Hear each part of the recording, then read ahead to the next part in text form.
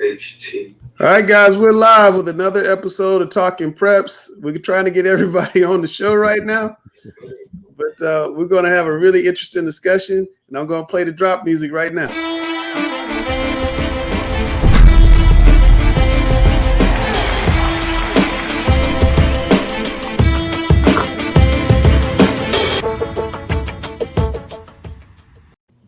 All right, we're back. I'm trying to get everybody on the screen. We're having a little bit of technical difficulty. I'm going to have my man, Danny Hignight. How you doing, Coach?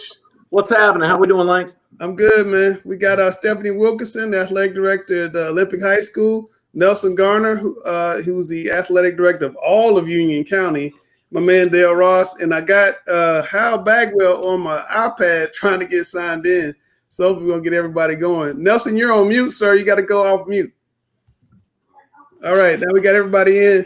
We wanted to have a discussion with you guys about opening sports in the pandemic. We've had a lot of football guys on talking about football and moving football to the spring, and I wanted to get some baseball guys, and Coach Hignight kind of shocked me with the comment he made about baseball earlier today.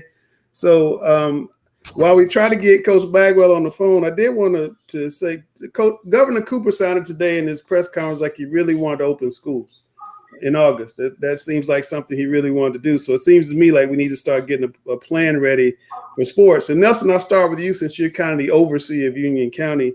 We've seen some areas back up to July 20th before they start. What are your thoughts about allowing workouts to begin and even trying to start a season right now?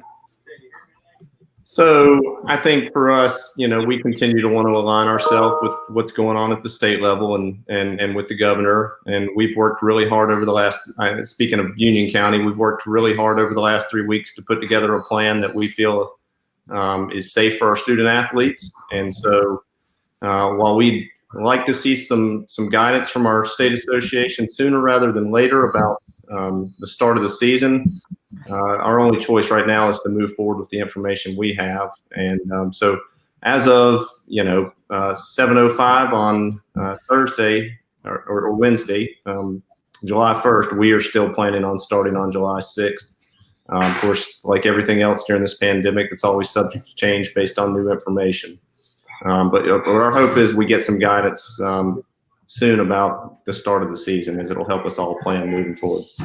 Did it make you nervous at all that we got Coach Bagwell? There he is. Not too good with technology. I wish I left my thing up I had for Coach Griner the other day, not a computer guru, but I deleted it. I can't teach now, right? But Nelson, well, you guys, does it make you guys a little more concerned that a county like Cabarrus County nearby wants to postpone, or you just kind of doing your own thing? Well, we always, look to the other districts to see what they're doing, and we talk on a regular basis. And I think each individual situation is different in what you have available and your specific plan and your ability to carry out that plan. So sure, everything makes us nervous during this time, but I feel like we've got a plan that we believe in, and if we felt like we were putting unnecessary risk on our students, and we wouldn't go forward with it. But we're also concerned about the not only the physical but the social and emotional health of our students as well, and we understand that so many of them need the guidance of their coaches and need some of that time with them, and so you have to kind of mix those two and make a decision you think's best for your district. Yeah, and Stephanie, from a CMS public school perspective, trying to run a big school like Olympic, how hard is it for you right now to kind of get everything launched, to get ready? It's taken a lot of due diligence, lots of meetings. I've met several times with my coaches as a group, and then also individually with all my fall sports coaches, just trying to get ready. One thing that CMS is doing is that we're only allowing fall sports athletes to come back and fall sports teams to return to play right now. So that shortens our numbers a little bit. So I'm only dealing with, a smaller amount of teams. But of course, one of those teams is football, which is my biggest team. And here in Olympic, we have over 100 kids in our football program. So that has taken a lot there. My football coach and I, we meet very frequently or talk throughout the day about how we're going to make it work football wise, especially with all the restrictions that are put in place with how many student athletes you can have in one area. Is how we phase that whole plan out, just so everybody that we're remaining in compliance and we're keeping everybody safe. But at the same time, we're serving everybody that we can. So this is going to be for both of you coaches, Hignight and Bagwell. But I guess since we started coming back and doing this, we've been discussing about different ways we could have sports, because all of us want to have sports, and we've come up with multiple ideas, and we've talked about flipping the seasons even. And then we hear that the governor of Michigan is actually suggesting to move fall sports to the spring and spring sports to the fall. And this is kind of something some of us laid out in the plans on Monday night, was moving contact sports to the fall.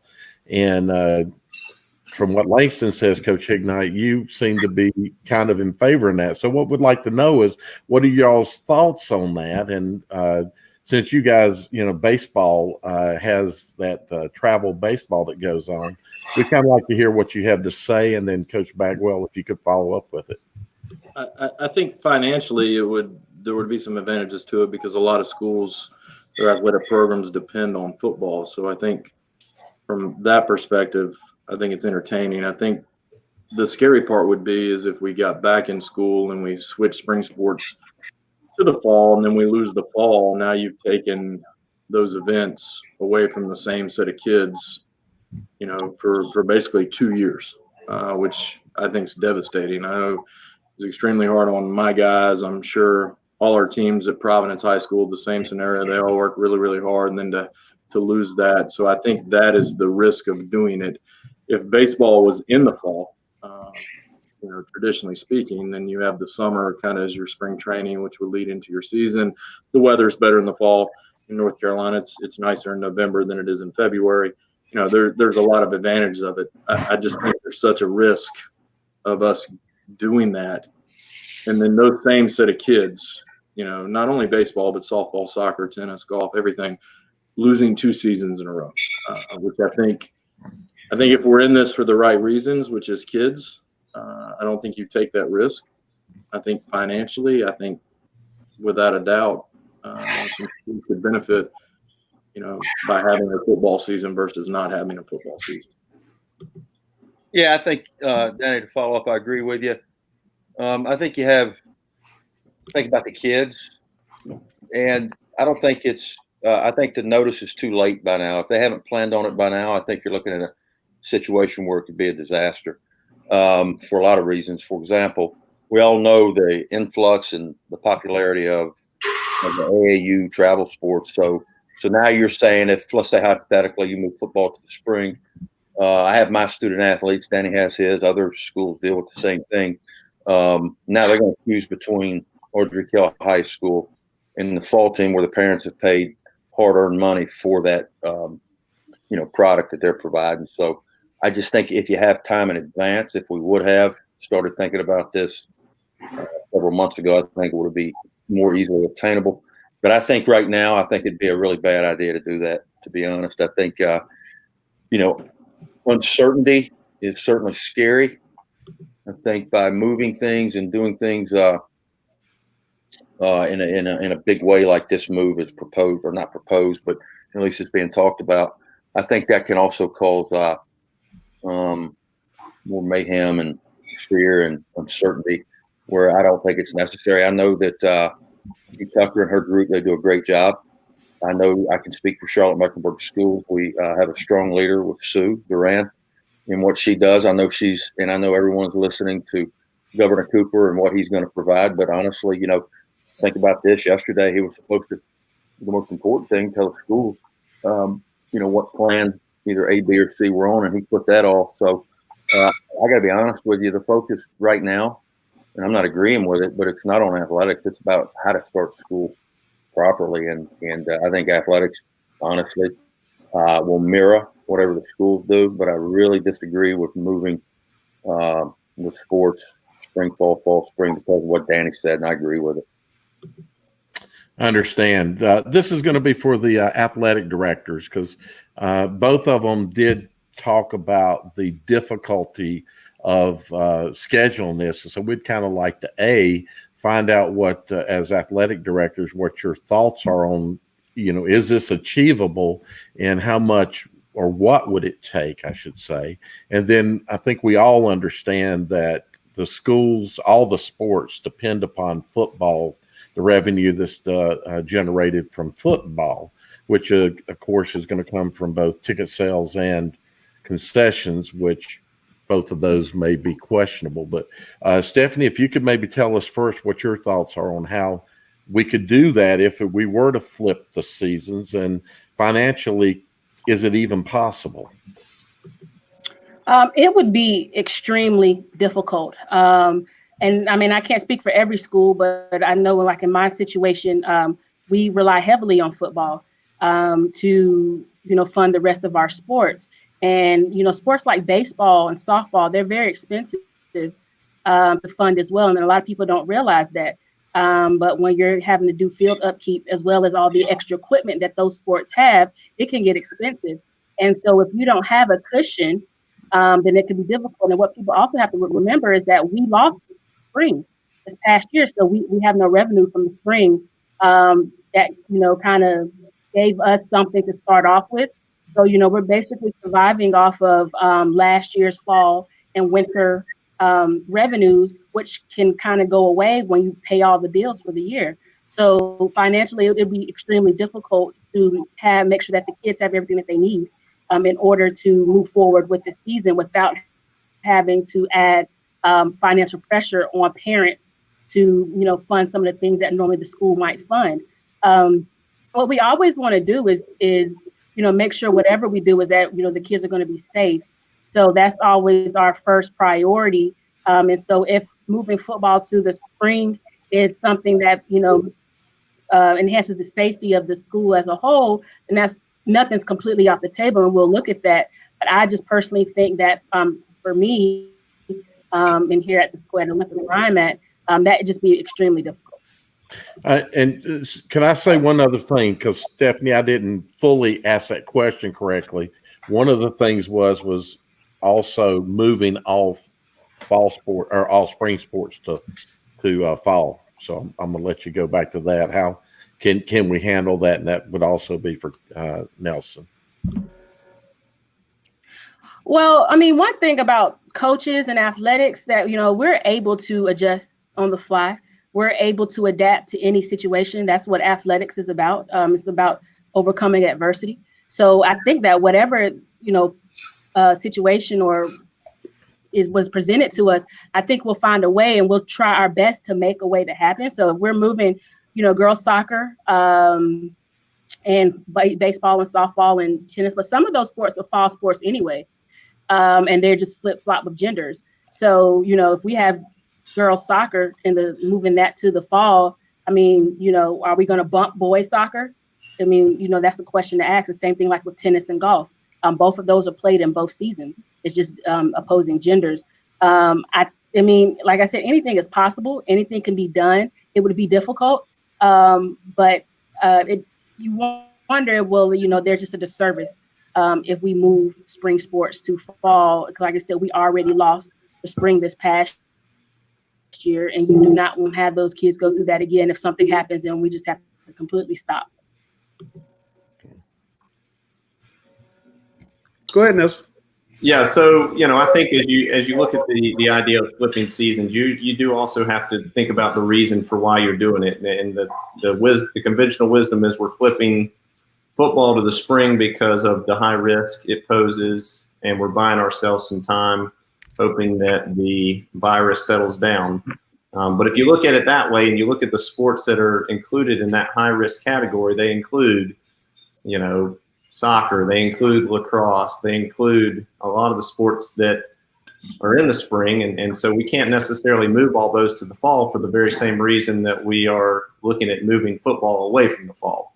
And then if you move football to the spring, when you have to leave those other sports in the spring as well. Well, now you're dealing with issues of facility availability and how are we going to, try and squeeze in 3 or 4 different sports using one stadium field. So I think there's a lot of logistical concerns with doing that. And again, I share the same concern that the baseball coaches have shared is we, as much as football is the engine that drives everything and the revenue creator, we're all about equal opportunities, and to potentially take a second season away from our spring athletes is awfully risky to me. I agree. So this is going to be for the coaches. If we leave fall sports as they are and we move the spring sports up to the fall as well, and now we got baseball and football being played together, and we do know that some of those athletes that play baseball or play football play baseball as they do some other sports. So is that even feasible? And say maybe we got our Friday night games for football and we've got Saturday for baseball, if that's allowed. Let me say this to that. So yeah, let's think about a school like Providence or Ardrey, kell. So you're asking a kid now, and I've had really, really good 2-sport athletes, okay, that have played football and baseball. So now you're asking them to choose, number one. So that's unfair to them. I think to even consider that would be really bad. Now consider the 1A and 2A schools where the minimal population, where the players play at least 2 and probably 3 sports. So now you're looking at sports folding, and you're asking kids to choose. And so I just think for that to even be considered would be absolutely awful. And anybody that doesn't realize that a 1A school, they have multiple, sport athletes that move year by year. There's a reason that they put in a dead period, and our state does that. There's a reason you have start and stops, and it's because of that. So if we created that environment where we would make a kid choose, or a kid not be able to play a sport that he likes because most of his teammates, let's say hypothetically, are playing football instead of baseball, now he's not able to enjoy the experience that we all like our student athletes to have. Yeah, I brought up to Langston earlier today when we talked about back in 2006, we had 2 really, really good basketball players, 2 of the best that have ever played at our school, Ryan Seminuk and Shane Small, and they both went on to play, baseball at Wake Forest and ECU. And if they had to choose, they probably would have played basketball. I mean, I think they liked basketball, better than baseball that time. They were just better at baseball. So I think we're putting the ball into the kids' court and making them choose is creating a toxic environment. I know, we don't have a ton of 2-sport athletes. We do have some. We have some that play football, a couple that play basketball. But I would hate to put the child in that situation where they have to choose, because they're going to feel guilty one way or the other making that decision. But also, I said to Langston earlier today when we spoke on the phone, not everybody's going to be happy. Regardless of what we do, somebody's going to be upset. And that's going back to school, wearing masks, doing whatever. There's going to be a side that doesn't agree and is upset with it. I just hope all our kids get the opportunities to get back on the courts and the fields and do the things they love, and coaches get the chances to do the things they love to do. Okay. So the thing about choosing sports, Coach, that's one of the things we talked about that's going to be very hard on athletes is if they had to choose. You mentioned the 1A situation. You can see a quarterback playing safety, and then he's playing basketball, and then he's playing baseball. Right. You're so struck on athletes that that would be a real tough situation. And I think Coach Poole at Weddington High School told me this year 6 or 7 out of his 9 starters on his baseball team played football. So how does that work? And now let's say we do what you're saying and we play football on a Friday and baseball on a Saturday. I mean, there's got to come to a point where we think about this kid's safety and health.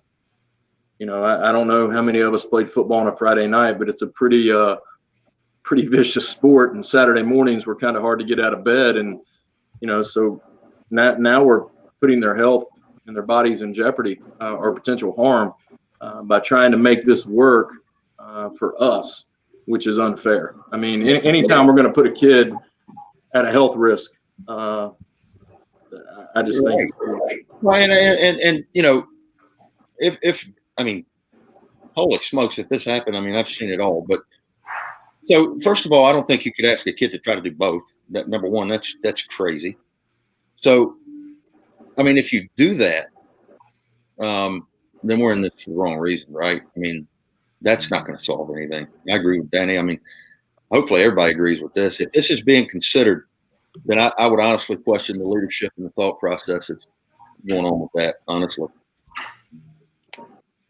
Yeah, I think it's just the fact that some people are thinking about how can you get the sports in for the athletes without seeing one sport suffer, because we saw all the spring sports get, suffer this past year, and we hate to see them have to suffer again. Then you have that deal of needing to have income, and football can bring that to you. So I think that's why people are thinking it. They're going to have income. We don't even know if they're going to. The stands may be empty. Exactly. So there's an uncertainty there. So you plan well before then, before you talk about income. So let's say flip it, or let's say whatever happens, we leave football as is, and there's no income. I just So there's a major loss there. If we can't have fans, then we're losing money. We have a man right up top of the screen who can tell us. I mean, is Union County going to have fans? Have you guys talked about that? Right now, Langston, all the focus is how are we going to get our kids back to school, and I think there's so many unknowns about what phase we're going to be in as far as the state goes, and what our State Department of Health says is allowed with that phase. So, I mean, to answer your question, we can't plan for that given the information we can plan for both scenarios, but as of right now, we can only go with the information we have, which is planning to hopefully have fans, even if maybe even in a limited capacity. I know we've worked to create a system, a ticket or a cashless system for safety of our fans and limited capacity, and how we'd be able to monitor that. So yeah, we're planning for those contingencies, but we need a lot more information, from our governor and our state association before we can go that far. Sure. And Stephanie, one thing we've heard in all levels of sports is who gets to get into the games, because we're hearing about social distancing. I know the NFL and college are looking at maybe 15, 20% fans, 4,000 seat stadium. That's 400 aside, 400 another side. I asked Q Tucker the same question. She kind of liked those numbers. But how do you decide at Olympic High School who gets to go to the big, rival game? When you guys play your rival, who gets to go and who doesn't? To me, the most logical thing would be, first come, first serve. Whoever gets there early. And we have similar situations to this, like when we have state playoff games for basketball, and, we have a smaller gym. And so it could be a sellout. So in the way we do it that way is whoever there first is the ones who get in. And I think that would be the only fair way to do it, because there's no way that you can choose one group over another. Of course, we would love for parents to be to have priority so that they can see their children play. But again, the pride that the kids have at the school, why shouldn't students be allowed to come to the games? They want their peers to see them, college coaches, things like that. So to me, I think that it would just kind of be, who's ever there first is the ones who are going to get in. But obviously, we will probably have to plan for these situations to see what's best as a county as a whole. All right. Now, the best baseball rivalry in Charlotte is what, Danny Hignight? Say it again, Langston. The best baseball rivalry in Charlotte is what? Oh, it's Providence High School and Ardrey Kell. Okay, so you guys are playing on Friday night, and we can only put 300 people into the stands. Is there going to be a riot at Providence? Is there going to be a riot at Ardrey Kell? Well, I think we've had over 1,500 paid at my place one time or two. So I don't know. I don't ever look up there. I try and stay out of that madness, but I'm sure there would be a lot of unhappy people. How do we determine who gets in the game, Danny? Don't dodge the question. How do we determine? Well, I think first and foremost it goes to parents because they're the ones that drive their kids around, take care of them, feed them. It's your parents. I think they take a priority over that, and then I think you would go no different than you do, say, at Ohio State or a big time SEC college football program where you have a lottery within that school, and if you're lucky enough to get the lottery for those tickets, then those are the students of the student body that gets let in. And I think that would be really the only way to do it, no different than they do at big time college football programs. But I think the parents have to take priority, number one. And then number two, I'd probably go with the lottery system. What happened over at Ardrey, Bags? No, I agree with that. I think it would be something that would have to be mandated countywide. I would think I think Danny's idea is really good. I do agree with the parents. I do agree with finding out what number it is, and then really trying to get your student athletes involved. I mean, I can't speak for Coach Hignight, but our fans at our games are really, really good and supportive. We get multiple student athletes that if they're in the off season, they're there supporting our kids, and vice versa. Not only in baseball and football, but basketball, but all the sports. So we have tremendous following from our student athletes. So I think to include them would be really, really important. I agree with the parents. Let's say, for example, 2 per family. However many families you have, you come up with that, and then you open it all up like a lottery system, like Danny said. The school figures out how to do that, and you go that way. But I think it should be filled mostly with the student athletes that are supporting their friends, for sure. Stephanie, Virginia's floating a plan we heard about Monday on the show. Let me get Bags' sign off. Monday on the show about having all the sports start in the spring on a shortened season, maybe a 10-week season. So everybody would get to play kind of separated seasons. And I want to ask everybody about, I know we lost Coach Hignight, but I want to ask everybody kind of their feelings. Would that work if we tried to do all the sports in the spring, shorten the seasons, and get everybody in? Would that work, Stephanie? I don't think so. I think it's just the time period is too short for however many teams. And are we talking varsity and JV? I think that's not enough time to get, all sports in. I think total here at Olympic, I think I might have like 19 teams with varsity and JV combined. So I just don't see that, that happening because you have to share space. Like facility usage is just a problem. So I don't really know how that situation would work, because then it's like, why are we doing this? It might, serve as a disservice to the kids if you're only getting a couple games in. And there's the financial aspect of it. Like, is it worth it, the money that put in to do it on that scale? I just don't think that's a great idea with the amount of, at least maybe not here in Charlotte, with the amount of teams, the amount of student athletes we have. I just don't think that would be feasible. What would that look like in Union County, Nelson? Well, I will say this, what I'm learning through all this is we are having to learn to stop saying it can't be done, because just the process of getting our kids into the school and getting them scanned every day with temperature checks and having them go eat lunch, socially distanced, are all things if you had asked us a year ago, is that possible? We would have said absolutely not. So we've got to be dynamic, innovative leaders at this point. So I would say, I'm with Stephanie. Logistically, I'm thinking of our schools and the facilities and trying to share those and make that happen. And it seems like an impossibility, but these are unprecedented times, and we've got to think outside the box and try and figure out a way for our kids to have opportunities, whatever that may look like. Same question, Bags. Well, I think if you do it, if that's the only option, you got to go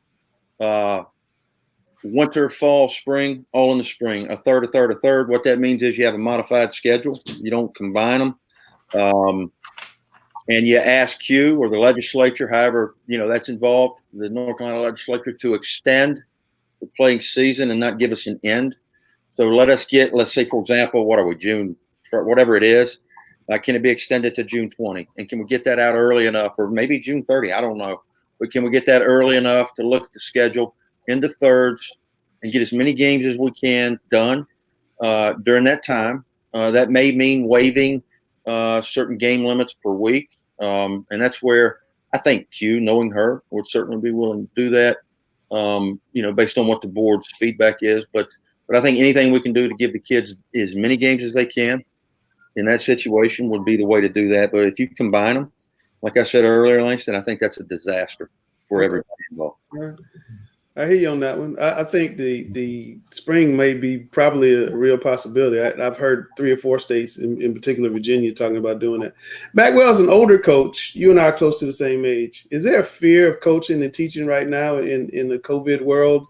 Because we're kind of at that age, where they say you better watch out. For me?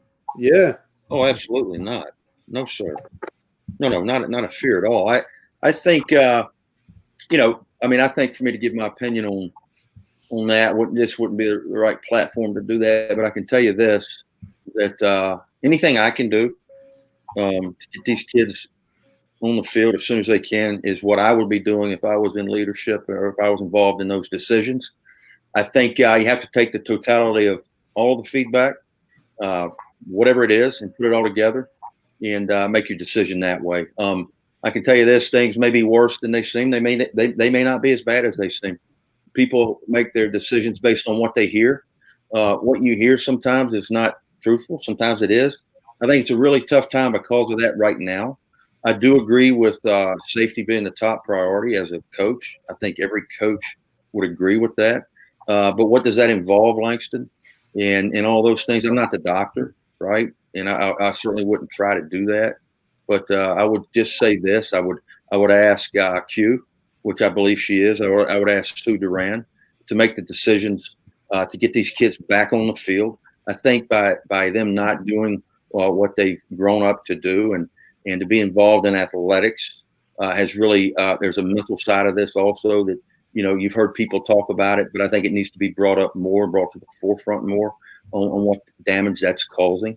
Not only the virus piece, we all get that, but what about the other piece with what they're not getting, emotional well-being and all that could hurt them. And I'll say this also, for that for those people and those kids that they get their breakfast in the morning and they get their lunch at school and they're not capable of eating dinner and they count on their football team to provide that for them. What are we going to do with those kids? Yeah. So and that's a real deal right there. So that's just my 2 cents on it. But I think we got to get moving as soon as we can.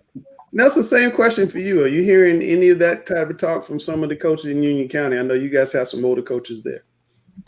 Yeah, it's funny. We're meeting after this, as a matter of fact, with my ADs to get a kind of a pulse, because I think sometimes that gets lost in all this when we're talking about coming back and how do the coaches feel and are they doing it just because everybody else is doing it and they're feeling the pressure to get their kids back out there. And so a lot of our decisions will certainly be driven at the comfort level of each AD and each school, and whether those coaches feel like, they feel safe or do they feel safe bringing their kids back? And I think Coach Bagwell made some good points. And I think it's so important that we listen and we learn to understand different perspectives through all this. We're quick to listen, not so quick to speak sometimes, because, everybody's got valid points on both sides, whatever it is you think. And we've got to try and unite and move forward with some of those different opinions. Okay. Go to Mr. Ross.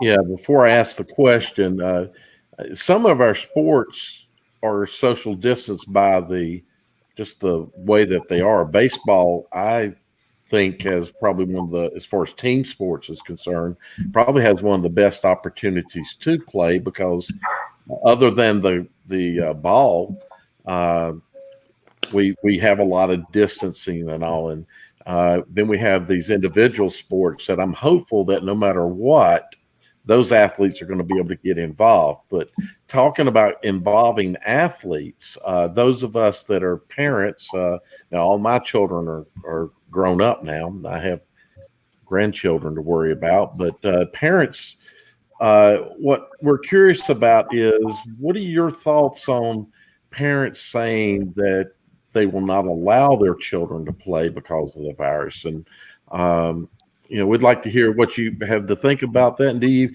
even have a rough idea of how many parents might say that, percentage-wise? And we'd like to ask everybody that question. So I think for one, social distancing with baseball, you've got a hitter, an umpire, and a catcher all there together. You've got a guy that reaches first base. He's standing beside a first baseman. You've got a situation in a dugout where kids are on top of kids. Most high school dugouts aren't that big. So you've got some social distancing issues there. I think the second part is, I think the concern for the health and the safety is got to be our number one priority. Like, I see Langston at a grocery store. We're both wearing masks. We're taking precautions. Where I wear that mask is my 78-year-old father and my 77-year-old mother. I want to protect them the best I can. I think a number of our parents would be all for it. Let's go. But I also think there's going to be that group that says, no, this isn't right. And I think that's only fair. And I think we have to put the safety of our kids or our players as in the forefront in any decision we make here. Stephanie, same question. Of course, the health and safety is most important. And what I always say with any situation in athletics is that families have to do what's best for their children and for their entire families. So if someone feels that it's just not a safe environment, because you hear that a lot about people even sending their kids to school during the school day, they're hesitant about that. So of course, we would just deal with that as it comes. Personally here, I have not heard too many parents saying that they wanted to opt out. Like I said, we're preparing for return to workouts. And from what I've seen, most of the parents and the student athletes are ready to go. But it is very difficult to socially distance, like you said, in a baseball game, in a softball game. There would just be so many precautions. Now, I've talked to some of the the travel ball that's going on right now, some of the people who organize that. And I talked to one of their organizers, and he explained to me, how he was doing socially distancing, where he had to have chairs lined up all along the fence beside the dugout to make sure that the kids were socially distancing, because they couldn't be on top of each other in the dugout. He was saying how often he was switching out balls, things like that. So there's still a lot to put into place. And then if we're asking, coaches and high school administrators to try to put these things into place while also trying to put a plan together for the school day. So, regardless to say anything is difficult, but I think that we would take whatever is given to us and try to make the best of it. But I definitely would not be surprised if we had parents opting out of their children participating. What's it looking like in Union County, Nelson? So, we've got varying opinions. For the most part, much like Stephanie, our families are indicating that they're eager to get back. Our signups for the various workout slots for next week have been filled pretty quickly with our different families. But we continue to also emphasize that just like any normal summer, these are voluntary workouts, and no one should feel pressured. Each individual family's got to make that decision on what they think is best. But I can tell you, we're also super committed for the kids that do come back, that we are using our job as educators to help empower them to make good social decisions when they leave our campus. I mean, you guys, just like me, see all the stuff on social media with AAU tournaments or 7-on-7 events with, it looks like anything goes on the field, and there's large crowds of people not social distancing or wearing masks. And we want to be part of the leadership and helping to teach these kids that, they have to be part of this solution as well. If we want to bring these numbers down and bring this virus to an end, we need them, even though they're young folks, to lead on that as well. So we're looking forward to bringing the ones that feel comfortable back and doing it very safely, and also helping to hopefully lead change with our young folks as well. Well, I know one player in Union County who's definitely going to be coming back, and Dale smiling. He was on our show, Will Shipley, and he said he couldn't wait to get to July 6th. And I bet he's looking, and I bet he's saying, you better not change that July 6th date, because he told me he had to mark on his calendar ready to play. Coach Bagwell, what are your thoughts? Do you think there's any parents or kids that may not play due to COVID? Well, you know what? If there is, I'd support it, obviously. I mean, how would you argue that? I think that's a battle that certainly I wouldn't win it, but I wouldn't try to battle that. I would totally respect that. I think honestly, now let's listen to what we're saying. So we're saying we want to be safe and socially distanced, and to put kids in an athletic event, football. Okay, so obviously you don't want them to social distance while they play the game. So at some point, and I know we're in conditioning and we're going to start that up hopefully Monday. At some point you have to practice football, like with a real football and like with contact, before you put them in a situation, because I'm sure it's been considered and talked about, but you're talking about injuries from that because the kids aren't ready and conditioned for it. So, at some point, science, I get it. I do think this, I know this, that, as much as you can preach social distance, you can also preach to keep your hands away from your face and find a way to do that. If you can do that, I think you're going to really help it out also and curb that. But, guys, let's be real here. I mean, to socially distance, are we saying this is going to be forever? I mean, how long is this going to be? Right? Is this the new norm? I hope not. But these are things we need to consider and talk about, because it's not realistic to have a football team play. Now the schedule's getting pushed back and not put kids at risk. And that's my issue with that. Yeah. So we had a question from Jim West come up on the screen. If the association allows participation this fall, do you think certain LEAs may pull out altogether due to COVID-19 risk? Can you see that?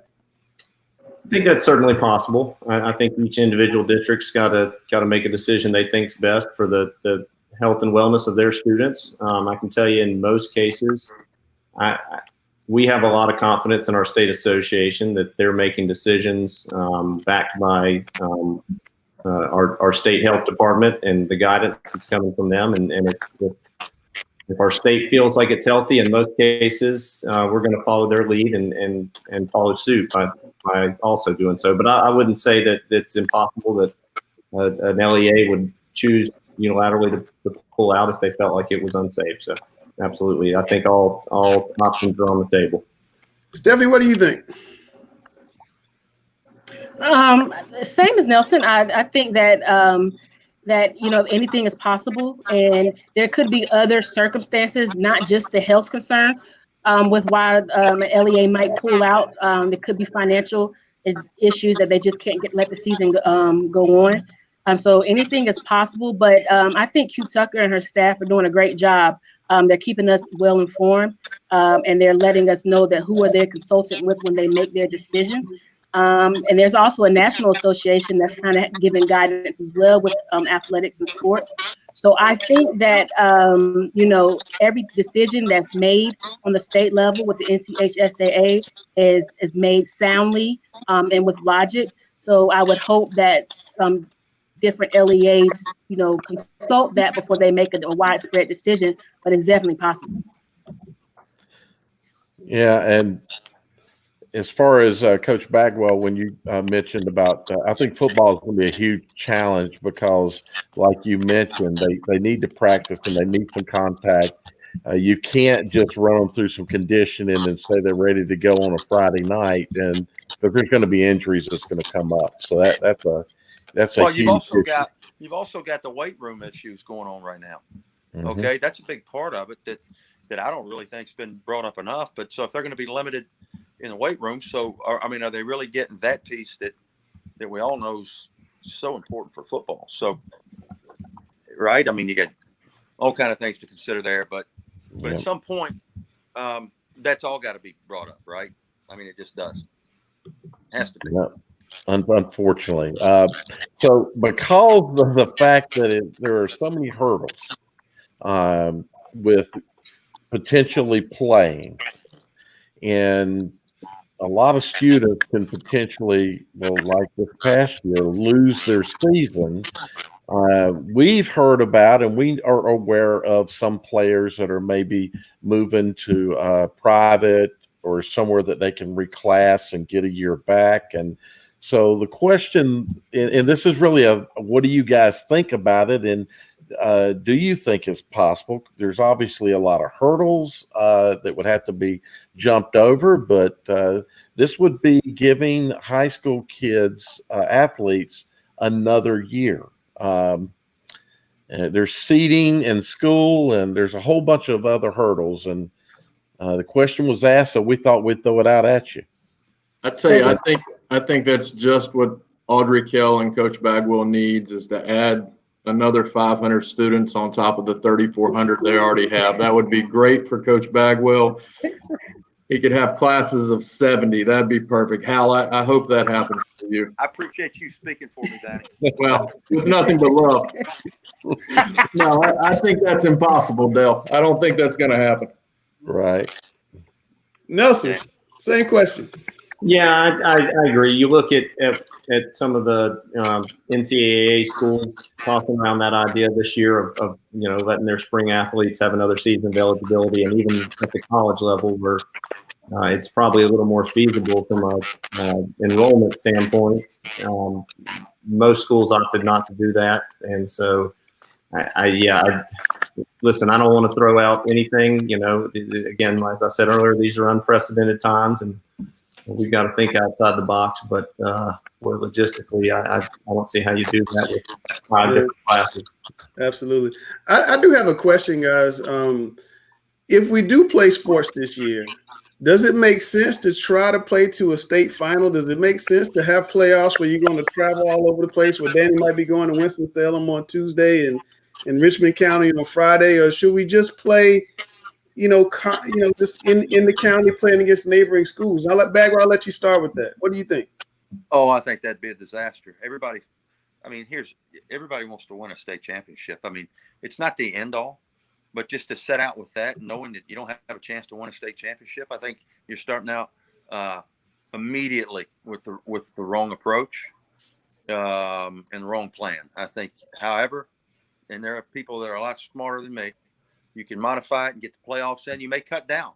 So right now we're 64. Why not go to 32? Why not go just 32 like it used to be? And, you take the top 2 in the league, and if you don't finish top 2, you don't make it to the playoffs. I think every coach in their right mind not in their right mind. I think every coach, well, sometimes I'm not in my right mind. That's my point. But I think everyone would agree with that. You want to play for a state championship, whether it be a modified season, it's got to be fair for all. If it's fair that way and it's set up that way, I think the coaches would do what they have to do. And, we're all we're very flexible, coaches are. We know that. Stephanie mentioned that, and we are. And we'll figure that out. But the bottom line is you want to advance your team as far as you can to have memories that can last you in your club and your community and your school and everybody involved a lifetime. And that's what everybody's out to get. So I don't think there's any way you can say no state championships. And I think Q would agree with that too. Danny, same question. Well, I think one, if we're going to say it's safe enough for us to play, then we should go about our business like we usually do. If it's not safe, then we don't play. So if us going to Winston-Salem to play West Forsyth isn't safe, well, how's it safe for me to play Ardrey Kell? So I think we draw that line and say either it's a go or it's a no-go. But, a hardship for me was, we're not allowing off-season sports to participate in activities when we go back. And, I got to speak to Miss Duran during graduation, and I said, that's hard. That's a hard pill to swallow because our kids have lost something. And now we're telling them our student athletes can go back and do this on this date, but not those of you that have lost it. So I think there's a little bit of an injustice there. But if it's safe for us to go back and play, let's go back and let's do things the way we should. But you can't tell me I can go play Ardrey Kell, but can't go play Alexander Central because it's not safe. That just doesn't make any sense to me. Okay, Stephanie, Olympics. I'm coming there. Stephanie, okay. Olympics made the playoffs, right? And you guys are rolling, and let's say it's volleyball, okay? And you guys have to go play Alexander Central, the team that Danny just mentioned.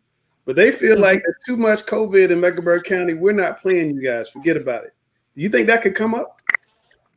It could come up, but then I think the state is going to have to put in protocols in place for that situation, because if they're opting not to play us, I would mean that they forfeit and we win that game and we move on.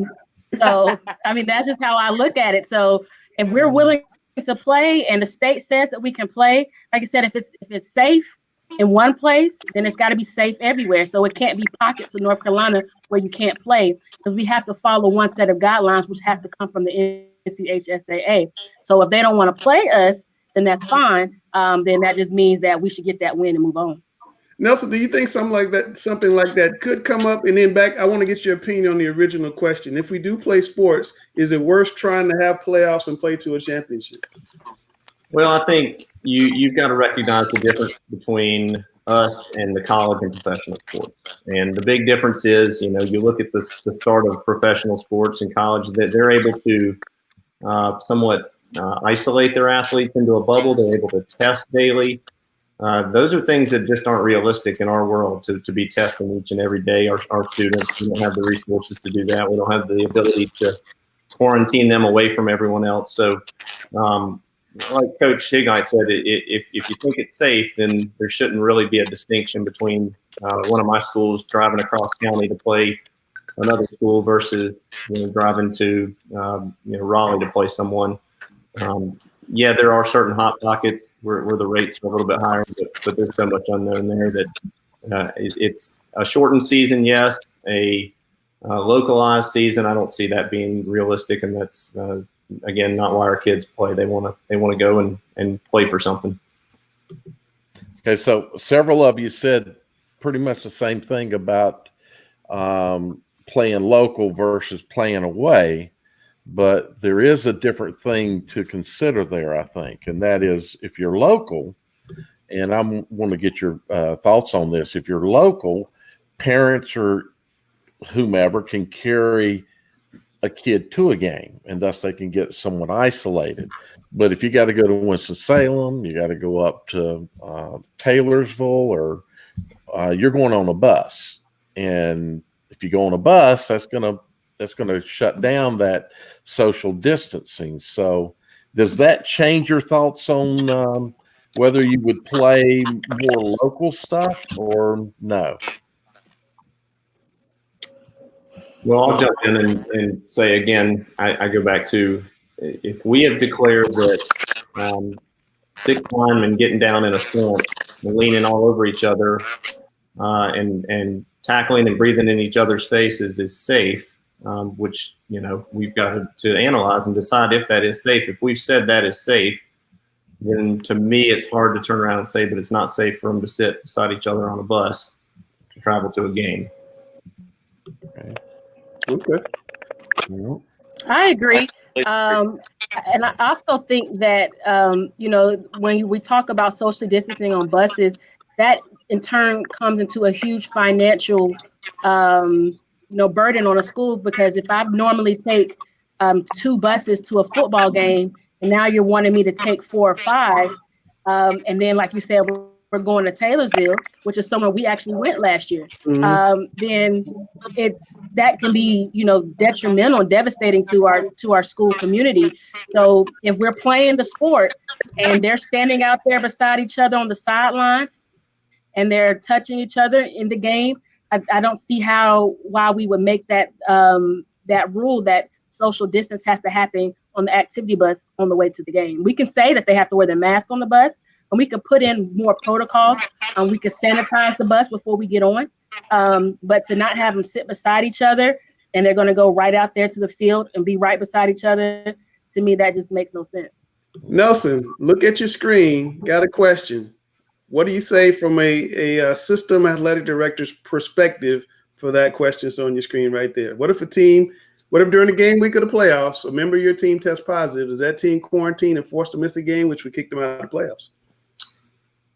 So not to punt on that question, but like much of our contingency plans going into workouts is a lot of those decisions will be made at the local level from our local health department on how exactly we should handle that. My guess is we would have to be prepared for certain teams being quarantined during the course of the season to make sure that positive test doesn't turn into an outbreak. So health and safety's got to be the number one goal through all this, and we have to be prepared for that to happen, the reality that could happen if sports start back up. So yeah, I think it's certainly a possibility, but we would lean on local health department officials to help with the contact tracing and for guidance on who needs to be quarantined when. Danny, what's your perspective on that? Should the whole team be quarantined?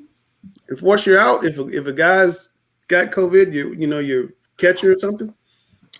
I think so. I think you have to follow protocol, and I think that would upset a lot of people. My question would be, and I would throw this back at you guys, is who are doing these tests? I mean, we have an athletic trainer. How are we going to, monitor temperatures and scans and everything every single day before a kid goes to practice of, I don't even know how many athletes we have in the fall. Let's say 300 athletes. Are you going to rely on a coach? Okay. And now my star quarterback had a temperature today of 101. You know, where's the integrity and the character and doing the right things versus I really, really need him tonight in this game. You know, how is all that going to transpire? Because I was talking to MC Thompson, a good friend of mine, Kannapolis City Schools, A.L. Brown High School, and how are we going to test or monitor all these student athletes on a daily basis with 1 or 2 trainers? It's going to take 2 hours to get them out of school to the practice field. So, yeah, if we had a case, you know, on our team, we would immediately shut things down. I think you have to. And then obviously let the health department, let our school, let CMS, let Sudaran, let all the people that run the show make those decisions to determine what for us to do. Having a family that has come down with COVID-19, I can tell you that health department will quarantine. They quarantine family. They find out who that person has been in contact with, and then those people, in most cases, will be told to quarantine as well. So I think that the health department is going to set that's a protocol. You mentioned about the testing and everything, and Coach Griner was talking to us about that Monday night about how much time he has. He thinks a day for him is going to be, what did he say, Langston? Was it 9 hours? Yeah. 9 hours is going to be a day for him to do all of his cleaning, to do all of his testing. You got to document every kid that gets tested. So that means you take their temperature maybe with the heat guns. I've been through protocol going into plants for my business, and they have protocols of entry, and I'm sure your protocols would be very similar. You get your temperature taken, it's got to get documented. And Sam said it just was, you know, it could, just to start for football, it could be an hour or more just to get kids through the process of getting their temperature taken. So, Dale, here's a question for you. So if Providence High School plays Ardrey Kell High School in football this week, and next Wednesday we're made aware that an Ardrey Kell football player tested positive for COVID-19, are we shutting down Providence High School's football team and quarantining for 2 weeks? there's a good chance. Just the way the health department runs things, yeah.